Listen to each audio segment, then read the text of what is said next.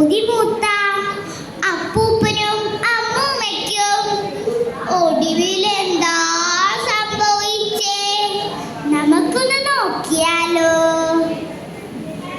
കൊച്ചുപുരക്കിലെ അപ്പൂപ്പൻ പിച്ചക്കാരനപ്പൂപ്പൻ പിച്ചയ്ക്കൊരു നാൾ പോയപ്പോൾ പച്ചരി കിട്ടിയിരുന്നാഴി പച്ചരിയും കൊണ്ടപ്പൂപ്പൻ കൊച്ചുപുരക്കിൽ ചെന്നപ്പോൾ അമ്മൂമ്മയ്ക്കൊരു കൊതി തോന്നി, അപ്പം തിന്നാൻ കൊതി തോന്നി. പച്ചരി വേഗം കുത്തിയിട്ട് ശർക്കര ചേർത്തു കലക്കിയിട്ട് ചൂടുപരത്തി മൂന്നപ്പം ചുട്ടു നിരത്തി അമ്മൂമ്മ. ഹയ്യട ഹയ്യ നെയ്യപ്പം, വട്ടം വട്ടം നെയ്യപ്പം, മധുരിടും നെയ്യപ്പം, മധുര ചക്കര നെയ്യപ്പം. വായിൽ വെള്ളം നിറഞ്ഞിട്ട് ഉള്ളി ആശ പെരുത്തപ്പോൾ കുതിയൻ നമ്മുടെ അപ്പൂപ്പൻ കയ്യിലെടുത്തു രണ്ടപ്പം. ഇത് കണ്ടപ്പോൾ അമ്മൂമ്മ അശം വന്നു പെട്ടെന്ന്.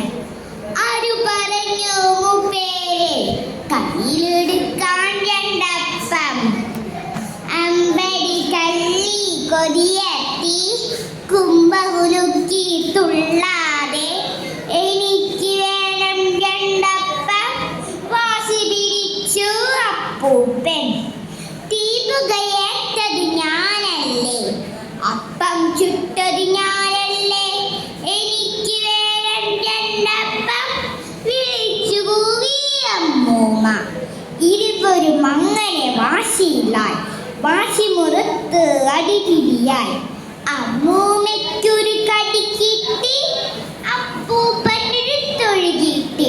ഡിഷും ഡിഷും കൊണ്ടപ്പോൾ അടിപിടി കിടിപിടി മൂത്തപ്പോൾ നല്ലൊരു പോംവഴി കണ്ടെത്തി വില്ലൻ നമ്മുടെ അപ്പൂപ്പൻ.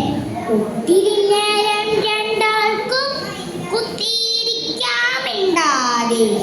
ആദ്യം നിന്റാൽ കൊരപ്പം, മറ്റേയാൾക്കു രണ്ടപ്പം. അമ്മൂമ്മയ്ക്കത് സമ്മതമായി, അങ്ങനെ തർക്കം രണ്ടിനെയായി. അപ്പം കൊട്ടയിലാക്കിയിട്ട് അങ്ങേ മുറിയിൽ വെച്ചിട്ട് വീട്ടുവരാന്തയിൽ രണ്ടാളും കുത്തിയിരുന്നു മിണ്ടാതെ. പെട്ടെന്നുള്ളിൽ അടുക്കളയിൽ തടുപുടി എന്നൊരു ചീട്ടു മിയോ മിയോ വിളിയിട്ടു. അയ്യോ, പൂച്ച ചതിച്ചല്ലോ. ആദ്യം മിണ്ടി അമ്മൂമ്മ, അയ്യേ വെട്ടി തൊട്ടല്ലോ തുള്ളിച്ചാടി അപ്പൂപ്പൻ.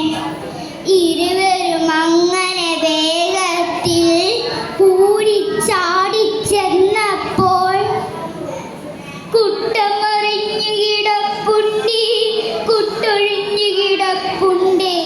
ഉണ്ട കണ്ണും മെച്ചിട്ട് ചുണ്ടും നക്കി നുണഞ്ഞിട്ട് ജനലും ചാടി മറിഞ്ഞല്ലോ കള്ളിപ്പൂച്ച കരിമ്പൂച്ച. ഒഴിഞ്ഞ കുട്ടയെ നോക്കിയിട്ട് ഒട്ടിയ വയറും തടവിയിട്ട് മെല്ലെ നടന്നു രണ്ടാളും പായ വിരിച്ചിടപ്പനായി. പാവ അപ്പൂപ്പനും അമ്മൂമ്മയും വഴക്കുണ്ടാക്കിയത് കൊണ്ടല്ലേ ഇവർക്ക് ഇങ്ങനെയൊക്കെ സംഭവിച്ചത്.